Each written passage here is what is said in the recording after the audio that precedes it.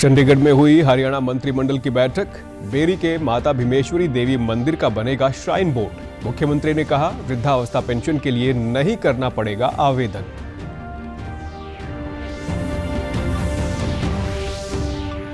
केंद्रीय श्रम एवं पर्यावरण मंत्री भूपेंद्र यादव ने मीरपुर के कैंसर इंस्टीट्यूट ऑफ साइंस में रेडिएशन सेंटर का किया उद्घाटन।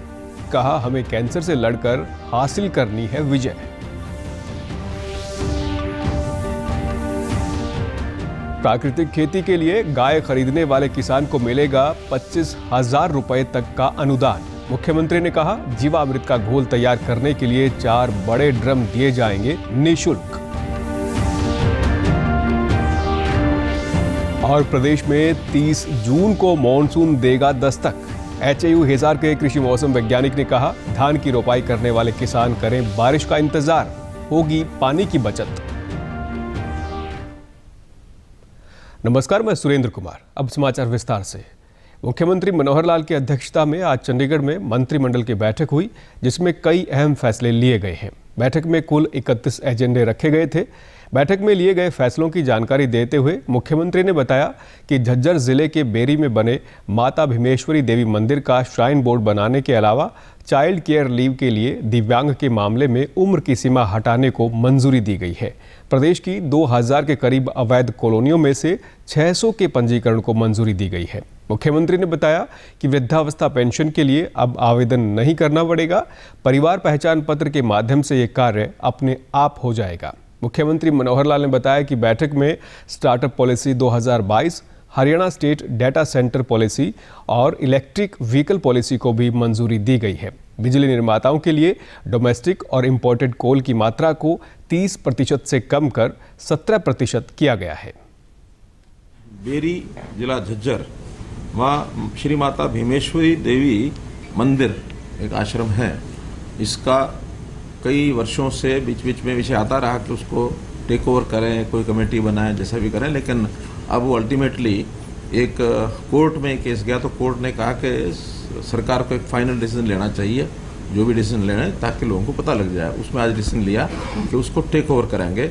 जैसे श्राइन बोर्ड बाकी कुछ और स्थानों के बने हैं, शीतला माता मंदिर गुरुग्राम है, मनसा देवी पंचकुला है, इसी प्रकार से श्री माता भीमेश्वरी देवी मंदिर का एक श्राइन बोर्ड बनेगा और उसको टेक ओवर करने का निर्णय ये भी कर लिया गया है। एक एजेंडा जिसके अंदर महिलाओं को CCL की एक जो सुविधा दी जाती है, 2 साल की CCL उनको मिलती है। उसमें जिन बच्चों के जो 2 बड़े बच्चे होते हैं, उन्हीं की 18 वर्ष की आयु तक उनकी देखरेख के लिए वो ले सकती हैं। लेकिन उसमें एक संशोधन किया है कि अगर कोई बच्चा दिव्यांग है तो उसमें आयु लिमिट हटा दी गई है कि उसके बाद भी उसका उपयोग वो कर सकते हैं।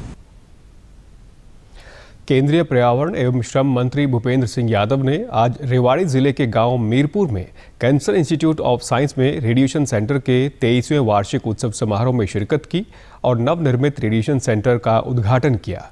कार्यक्रम को संबोधित करते हुए उन्होंने कहा कि कैंसर हमारे जीवन को चुरा नहीं सकता, हमें इससे लड़कर इस पर विजय हासिल करनी है। केंद्रीय मंत्री ने कहा कि प्रधानमंत्री नरेंद्र मोदी ने आयुष्मान कार्ड देश के हर गरीब को बनवा कर दिया है। ये हमारी गरीब कल्याणकारी सरकार का एक बड़ा कार्यक्रम है। उन्होंने कहा कि श्रम मंत्रालय ने अहिरवाल से जुड़े अलवर में मेडिकल कॉलेज का निर्माण करवा लिया है और मानेसर में 500 बेड का सुपर स्पेशलिटी अस्पताल, बावल और भिवाड़ी में 100 बेड के 2 अस्पताल, निमराना में डिस्पेंसरी का निर्माण कार्य चल रहा है। उसके साथ उनको एक बड़ी प्रोफेशनल अर्निंग की एक सुविधा का जीवन उनके पास, लेकिन उन्होंने जिस मन और जिस भावना के साथ विषय रखे, वो ये बताता है कि उन्होंने न केवल मेडिकल कॉलेज के समय जो छात्र शपथ लेते हैं केवल उसको शब्दों के लिए शपथ में लिया, बल्कि वास्तव में उसको जीवन में अपनाया। जर्मनी में आयोजित G7 बैठक में शामिल होने से पहले प्रधानमंत्री नरेंद्र मोदी ने म्यूनिख में प्रवासी भारतीयों को भी संबोधित किया। उन्होंने कहा कि मैं आप सभी में भारत की संस्कृति, एकता और बंधुत्व के भाव का दर्शन कर रहा हूं। आपका ये स्नेह मैं कभी भूल नहीं पाऊंगा। प्रधानमंत्री ने कहा कि इंफॉर्मेशन टेक्नोलॉजी और डिजिटल टेक्नोलॉजी में भारत अपना परचम लहरा रहा है। दुनिया का 40% रियल टाइम डिजिटल भुगतान भारत में हो रहा है। इंफॉर्मेशन टेक्नोलॉजी में, डिजिटल टेक्नोलॉजी में भारत अपना परचम लहरा रहा है। दुनिया में हो रहे रियल टाइम डिजिटल पेमेंट्स में से 40% ट्रांजैक्शन भारत में हो रहे हैं। आज भारत डेटा कंजम्पशन में नए रिकॉर्ड बना रहा है। भारत उन देशों में है जहां डेटा सबसे सस्ता है।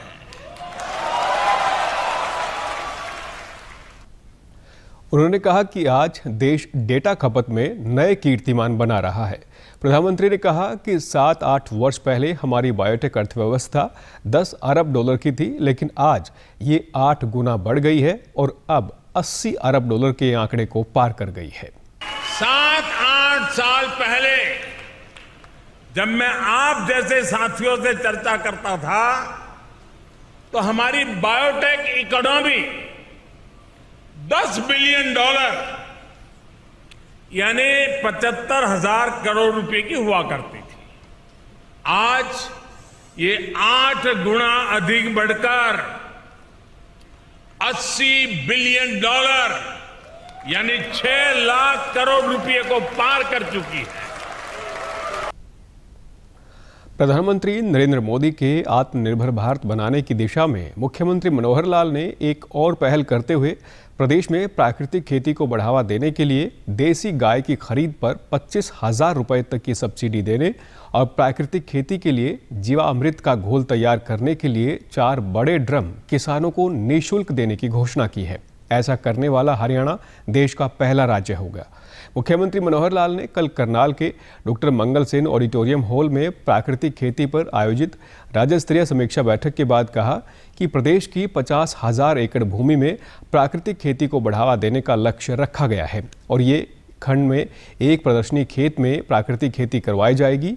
उन्होंने कहा कि प्राकृतिक खेती को अपनाने के लिए केंद्र से जो बजट मिलेगा उससे ज्यादा प्रदेश सरकार देगी। 2 एकड़ से 5 एकड़ तक एक देसी गाय अगर उसके पास है तो, और नहीं है तो बाजार से खरीदे, उसका 50% पैसा up to the range of 25,000 गाय जो खरीदेगा, अगर 40,000 की खरीदेगा तो 20,000 देंगे, 50 या इससे ऊपर की गाय होगी तो 25,000 रुपया ये सरकार अनुदान देगी। 2 एकड़ से 5 एकड़ के किसान को हम 4 ड्रम फ्री में देंगे।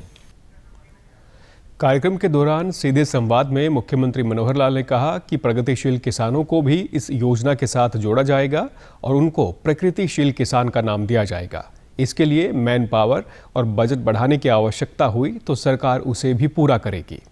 अपने हरियाणा में लगभग 500 से ऊपर प्रगतिशील किसान है। अब प्रगतिशील किसान का तो वही था कि हरित क्रांति में या उन्होंने अपनी प्योद का, अपने बीज का कोई और अच्छा करके ग्रीन हाउसेज बना के और मौसम से या वातावरण से लड़ाई लड़ते हुए अपनी फसल को अच्छे बड़े स्केल पर आमदन बढ़ाई है। जिसने आमदन ज्यादा कर ली वो प्रगतिशील किसान हो गया। लेकिन अब हम उन प्रगतिशील किसानों को भी कहेंगे और आप जिनको नया तैयार करेंगे उनको भी उनके नाम में थोड़ा सा बदल करेंगे।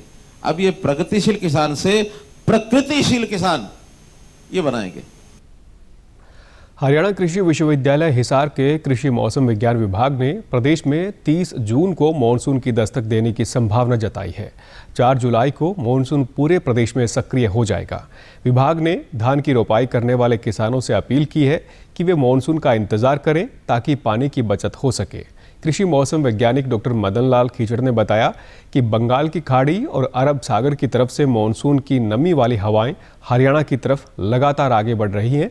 ऐसे में 29 जून की रात को मौसम में बदलाव होने की संभावनाएं हैं और 30 जून से 3 जुलाई तक प्रदेश के विभिन्न क्षेत्रों में हल्की बारिश होने की पूरी उम्मीद है। उन्होंने बताया कि 4 जुलाई के बाद अच्छी बारिश की संभावना है। धान के अलावा दूसरी फसलों की खेती करने वाले किसानों से भी मानसून को ध्यान में रखकर ही कीटनाशकों का छिड़काव करने और सिंचाई की सलाह दी गई है।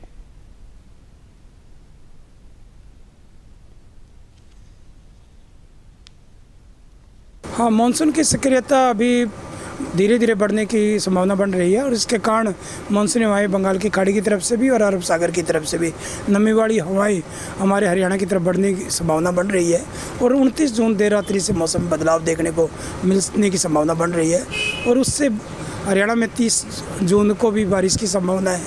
उसके बाद में अगले 2-3 दिन तक 30 जून से लेके 2-3 जुलाई तक थोड़ी हल्की बारिश रहेगी, कहीं कहीं छिटपुट बारिश हो रही, परंतु 4 जुलाई से मानसून की सक्रियता बढ़ने की संभावना बनेगी। किसानों ने कहा कि 2-3 दिन से लगातार गर्मी बढ़ रही है, वहीं उमस भी काफ़ी ज़्यादा हुई है। मानसून की बारिश अगर जल्दी शुरू नहीं हुई तो फसलों के सूखने का अंदेशा है। बहुत घना नुकसान हो रहा है जी। ये क्या करें, सारी तो नरमा सूखन लग रही है, नूना सारी बेल है, भिंडी है, सब चीज़ में सोखा आ रहा है, हर एक चीज़ में सोखा आ रहा है। ये बरसात हो जाए तो थोड़ी बहुत हमने भी कुछ आमदनी हो जाए, हमारों को भी वैसे परेशानी बहुत है। गर्मी के मैं काम कर रहा हाँ, बहुत हमने पता है अभी कैसे काम करना पड़ता है। मौसम का ऐसा रवैया है कि मौसम में टेम्परेचर हाई वजह बढ़ा हुआ है और सभी पौधे मुरझा रहे हैं। पानी की बहुत सख्त ज़्यादा ज़रूरत है। बारिश की भी पूरी संभावना 1-2 जुलाई को कहीं आने की संभावना हो रही है। देखो जो बिहार से हो जाएगी तो अच्छा इसको जो बैलों को कुछ पानी मिल जाएगा तो अच्छी इनको कुछ बढ़ोतरी बढ़ेगी। पूर्व कैबिनेट मंत्री यशवंत सिन्हा ने आज राष्ट्रपति चुनाव के लिए अपना नामांकन पत्र दाखिल किया। उन्होंने राज्यसभा सचिव के कार्यालय में नामांकन पत्र जमा करवाया। इस मौके पर विपक्ष के कई वरिष्ठ नेता मौजूद थे। इस बीच टीआरएस ने यशवंत सिन्हा को समर्थन देने का ऐलान किया है। एनडीए की उम्मीदवार द्रौपदी मुर्मू पहले ही नामांकन करवा चुकी हैं। महेंद्रगढ़ के गांव बलाना के जवान सुंदर गुर्जर झारखंड के दंतेवाड़ा में ड्यूटी के दौरान हृदय गति रुकने से वीरगति को प्राप्त हो गए। उनके निधन पर मुख्यमंत्री मनोहर लाल ने संवेदनाएं प्रकट की हैं। उन्होंने ट्वीट कर कहा कि इस मुश्किल घड़ी में पूरा प्रदेश उनके परिवार के साथ है। ईश्वर पुण्यात्मा को शांति प्रदान करे। एनडीए परीक्षा के प्रथम महिला बैच में पहला स्थान प्राप्त करने वाली हरियाणा की बेटी शनन ढाका को आज राज्यपाल बंडारू दत्तात्रेय ने राजभवन में सम्मानित किया और आशीर्वाद दिया। राज्यपाल ने कहा कि महिला सशक्तिकरण के लिए केंद्र और राज्य सरकारों की योजनाएं अब जमीन पर सकारात्मक परिणाम दिखा रही हैं। लड़कियों ने खेल, शिक्षा, रक्षा और अन्य क्षेत्रों में भी अपनी पहचान बनाई है। लड़कियां अपने लिए बनाई गई कल्याणकारी योजनाओं का पूरा लाभ उठा रही हैं। वे हर क्षेत्र में लड़कों से कहीं बेहतर कर रही हैं। राज्यपाल बंडारू दत्तात्रेय ने सभी अभिभावकों से अपील की है कि लड़कियों को किसी भी हाल में शिक्षा से वंचित ना होने दें। सभी माता पिता को लड़कियों के करियर को प्राथमिकता देनी चाहिए। शनन ने बताया कि उसकी बड़ी बहन सेना नर्सिंग सेवा में है, जबकि छोटी बहन 5वीं कक्षा में पढ़ती है। माता पिता ने हमेशा उनको आगे बढ़ाने के लिए प्रोत्साहित किया है। शनन के पिता कैप्टन विजय ढाका ने कहा कि उनके पिता ने सेना में भर्ती होकर जो परंपरा शुरू की थी उसे अब बेटियां आगे बढ़ा रही हैं। अंत में इस बुलेटिन के मुख्य समाचार एक बार फिर। चंडीगढ़ में हुई हरियाणा मंत्रिमंडल की बैठक। बेरी के माता भीमेश्वरी देवी मंदिर का बनेगा श्राइन बोर्ड। मुख्यमंत्री ने कहा वृद्धावस्था पेंशन के लिए नहीं करना पड़ेगा आवेदन।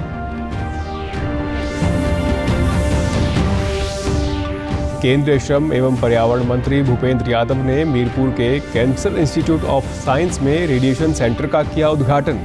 कहा हमें कैंसर से लड़कर हासिल करनी है विजय।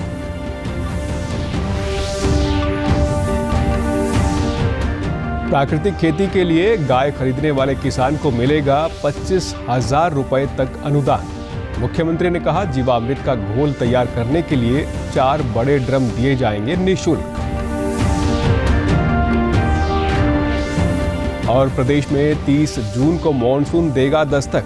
एचएयू हिसार के कृषि मौसम वैज्ञानिक ने कहा, धान की रोपाई करने वाले किसान करें बारिश का इंतजार, होगी पानी की बचत। समाचारों में आज इतना ही। नमस्कार।